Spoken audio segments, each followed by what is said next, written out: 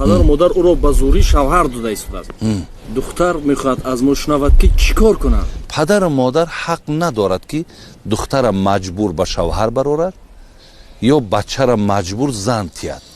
падару модар ин ҳаққа надорад. яъне дар интихоб фарзанд худаш соҳиб ихтиёр аст. падару модар ин ҳаққа надорад. яъне дар интихоб фарзанд худаш соҳиб ихтиёр аст. дар ин сурат дирӯз ҳам як духтар бисёр гирия кард, гуфт ки падару модарам ба зӯрӣ маро шуданд, ман намехоҳам, ман чӣ кор кунам? нафароне ки ҳастанд, хусусан занҳо, чӣ гуфтанишон доред? дар ин ҳолат афтоданд, чӣ кор кунанд? падару модар мехоҳад ба зӯрӣ ба писари дӯсташ тиҳад, ба ягон бойбача тиҳад, аммо духтар намехоҳад, чӣ кор кунад?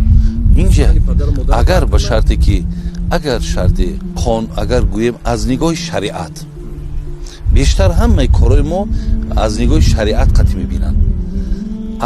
аз нигоҳи ман дунявиша намедонам ки духтарои мо аз нигоҳи дин дар қонуни оилаи мо чӣ гуна аст.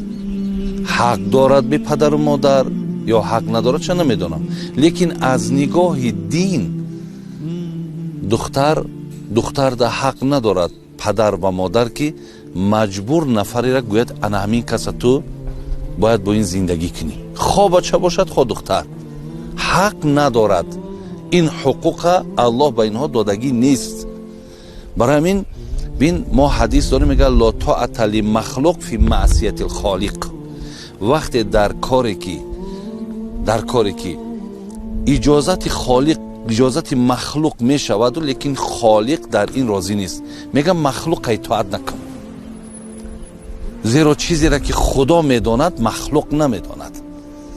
падару модар мақсадеро ки онҳо доранд фақат мақсади худшона медонанд.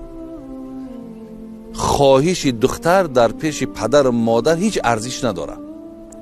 намедонанд ки ин хоҳишай ки зиндагӣ ранг мегирад, зиндагӣ зебо мешавад. бисёре аз нафарҳое буданд ки манам мисли шумовори муроҷиате ки боз дар ман мешавад. диловарҷон шумо бо ман бошед мебинем боз ҳаст мақсад духтарое ки мегӯянд хотири падару модар ман шавҳар кардам, вале аз бас ки дилам ҳамира дӯст намедошт, муддате баъд ман аз ин ҷудо шудам. дар ин сурат духтар чӣ кор кунад? ҳозир мисол ҳамон духтаро баромаро шо дорад, ана падару модар ӯро ба зӯрӣ шавҳар дода истодааст. духтар мехоҳад аз мо шунавад ки чӣ кор кунад? гурезам, сухани падару модарро рад кунам, чунки аксар падару модар як вай дорад, хеле шавҳар кунад баъд нағз мешавад, шавҳар кунад одат мекунад. ҳамин духтар дар ҳамин ҳолат фаромад, чӣ кор кунад? дар ҳамин ҳолат вақте ки бинем ки ман гуфтам ки дар дин иҷбор кардан нест, маҷбур кардан нест. яъне духтар ва писар донанд ки ин ҳукми дин нест ва коре ки падару модари ваям мекунад, ин кор хилофи гуфтаи худо ва расул аст.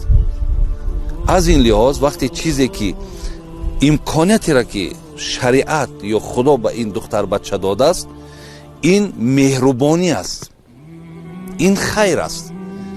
агар ҳамин духтар ҳамин меҳрубонию хайра агар қабул накунад, чӣ ҷабре ки пагоҳ мебинад худша маломат кунад. падару модар ҷои худша дорад. мо дар бораи падару модар ҳар ҷо ки шинем мардума мегӯем ин аз муқаддасотай, лекин падару модар бояд дар масъалаҳое ки худованд инҳоро мақсади имконията надодааст, инҳо ҳам бояд ки ҳеҷ вақт аз пеши худ коре накунанд. ва фарзанд ҳақ дорад ки бигӯяд падари модари дуо мекунӣ, оқо мекунӣ, пешум мекунӣ, ҳар чӣ мекунӣ, ман ҳамин суханитро қабул надорам. агар ҳозир ҳамин духтар аз манам бошад диловар, ин шариатай. ман як нафареро ёфтам ки гуфти шумо ҳофизи қуръонай, ҳама шароита дорад, лекин духтари ман вая қабул надорад. бигӯяд падар ман қабул надорам, ман ҳақ надорам ки бигӯм бачаме аз ҳамин рӯз эътиборан ту дигар фарзанди ман нестӣ.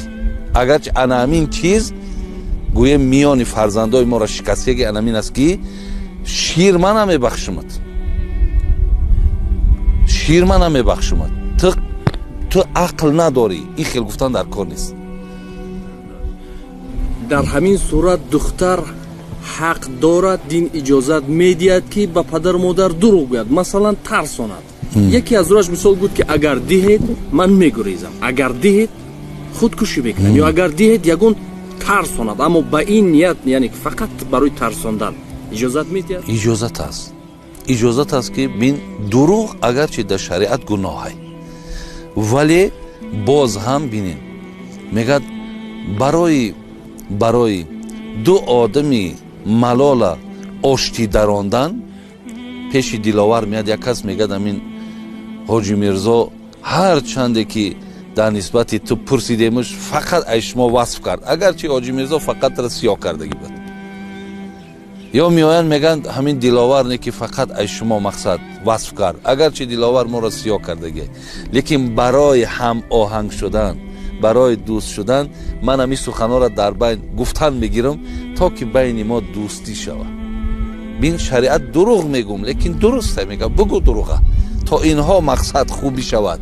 برای خوبی شدن انامین حالت هم که من دختر گوید که پدر اذیت نکش، من به خودم دارم یک نفری را که من باید با همو خانه‌دار شم، حاضی از این کارتون دست کشین بعد مصلحت میکنین. یا گفتی شما مقصد من اگر همین کار شما کنین با فلان کارا دست میزنم. برای پیشگیریش بسیار خوبه، بسیار خوبه. پدر و مادری که نفهمد بعد این مسئله ها را مطرح کردن در کار، لیکن خدا کند که پدر و مادر ها با فهم باشند. چهل پدر و مادری که دلی تو به زندگی فرزندت نمیسوزه، همین سوخته نه، تو باید حتما فلانی را بگیری. برای چی؟ برای چیشه وای میدونه، پدر و مادر میدونه، دختر نمیداند. از همین لحاظ منم مقصد خواهرها را دادرها را من تاکید کرده بودم قبلا هم، شاید خیلی صدای منم به همه گوش نرسد، لیکن در اینجا اختیار دارن، اختیار. لیکن اختیار هم به خودش، همین دموکراتی هم به خودش حد داره. دموکراتی این نیست که دیگر هر چی خواهی کردن گیر. این نیست که من مثال اختیار دارم گفته کسی را که خواهم گرفتن گیرم، وایم دیدن در کار، در انتخابم من باید دانم. وقتی من دختر ما کسی را میتیم باید دانم که وای کی است. میپرسیم که یگان جا خوانده بچم، خب چی کاره ای؟ خانه داری؟ رای کار داری؟ زندگی داری؟ و یک آموختن در کار کو. این خیلی برده دستی هر کس نم، ولی همون خواهیشه که دختر دارد میگوی میلش بچم که من میشینیم یک جایی میاموزیمش، اگر همون درست باشه و ارزنده باشه و موافق باشه بچم ما هم با تو همراه. اینش هم لیکن در اینجا در کار.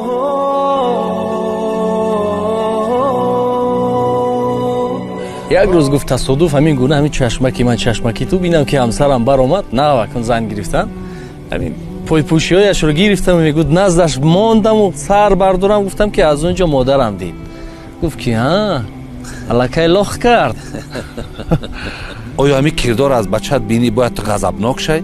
کاری را که پیامبر کرده است اینها را صدقه نام مادری کند. اکثر زنهای شوهردار به نهایت زیاد است، یعنی به نهایت که شد شما تصور کنید شما را شد به مهر شوهر زار هستند. دلاور در سری مهربانی می رود، یک قشقه قطی مراجنی را میگیره دهانی زنشتا میمونه، ها با حواس تماشا میکنیم، مقصد می رو میبینیم. با ممکن بعضی ما نفرت هم کنیم، بگیم پیامبر میگه یا مویز اگر در دهانی زن مردک به دست خودش ماند بهتر است که از هزارها مبلغ در راه خدا صدقه میکنه.